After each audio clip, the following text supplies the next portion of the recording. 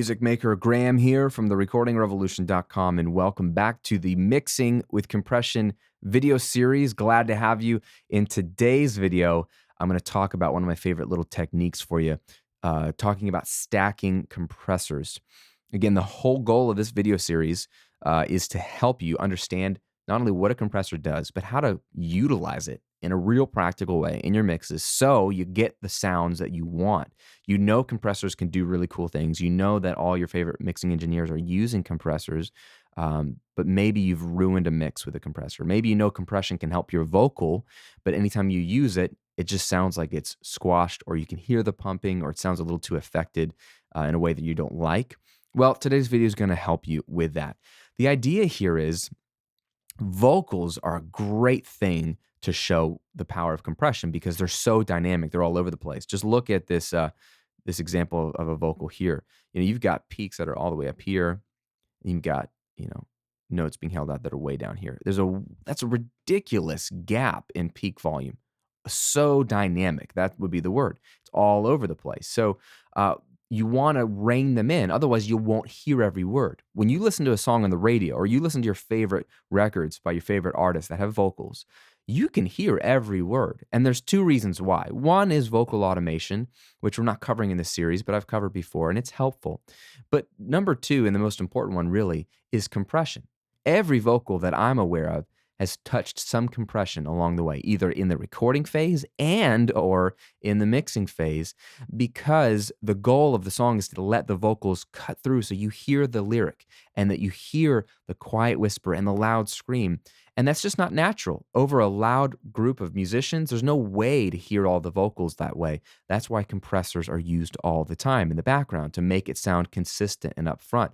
But sometimes you can push a compressor too hard, trying to get that nice upfront radio sound for your vocal, and it can kind of sound obvious, and it doesn't sound as good. So the technique that I learned a long time ago from smarter people than me, that I have used almost religiously because I find it so very helpful and so easy to use, is the concept of stacking compressors. Instead of having one compressor do some heavy lifting, why not have two or more compressors doing some gentle compressing to give you the same result? If it doesn't make any sense, here's an example. Here is the vocal without any compression. It's just been EQ'd, and it's by itself. Sticks and stones are tearing me in two until you start breaking me down. Okay. Now, here is the first compressor. And what I have is pretty generic setting. It's a 3-to-1 ratio. It's sort of relatively slow attack, but kind of medium attack and release. I could probably have gone with a faster attack, but it worked for this song. And the threshold is set where I'm seeing, if I turn it on, I think 3 dB of gain reduction. Sticks and stones are tearing me in two until you start breaking me down. On a loud peak, like breaking me, it did 6 dB of gain reduction. And I've got almost 3 dB of makeup gain. So what you can see here, if you discern and interpret this compressor, is I've set it for the loud peaks in this chorus to turn them down so that I can then turn everything back up so that my quiet parts match the volume of my loud parts. So that word is going to be louder than it should be because of the makeup gain, but it's going to be more in line with the loud peaks, right? So this is okay compression. It's better than nothing. Let's listen to it in context with a mix. Sticks and stones are tearing me in two until you start breaking me down. Still kind of quiet, right? So I could turn the volume up a little bit here. Sticks and stones are tearing me in two until you start. But it's still a little buried, and it's not that radio ready up front sound. So here's what I like to do. Literally take your gentle compressed vocal, go back to your insert, and literally copy that compressor and duplicate it. So in Pro Tools, I'm going to click Option or Alt and just drag a copy. You could copy the settings. You could just insert another compressor and create similar settings. But literally, I copied and pasted the exact same compressor right after it. What I'm doing basically is telling this compressor to compress the already compressed vocal a bit. So let's see, without touching any of the settings, what it's looking like in terms of gain reduction. Because again, that's what I like to watch. If you remember the last video, I'm looking for 3 to 6 dB of gain reduction. Sticks and stones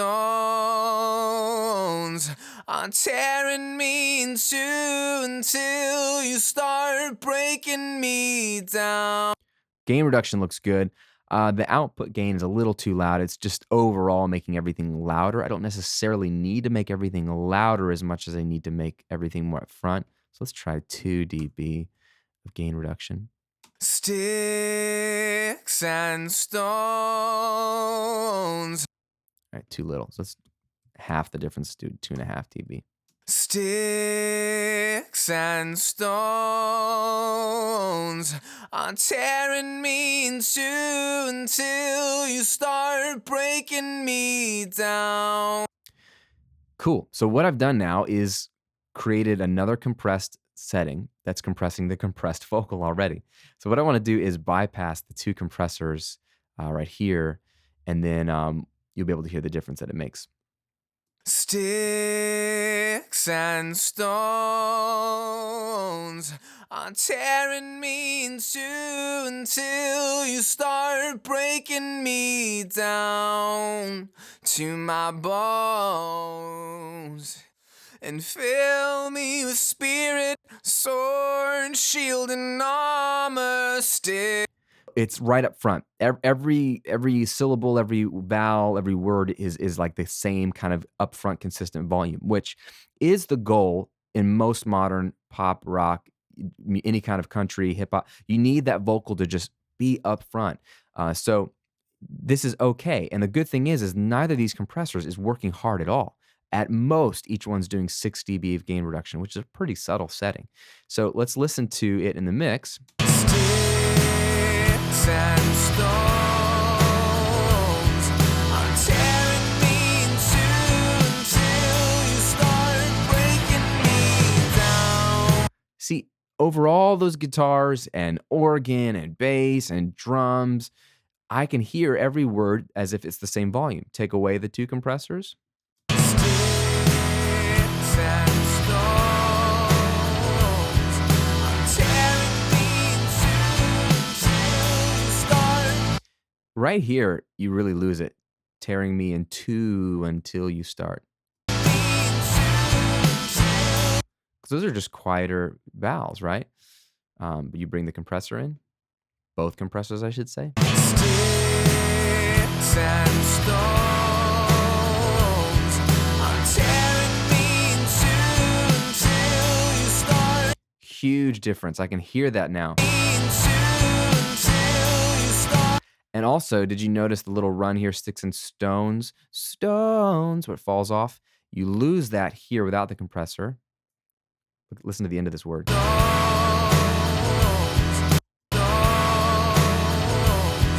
Kind of gets swallowed up. The stones with the 2 compressors.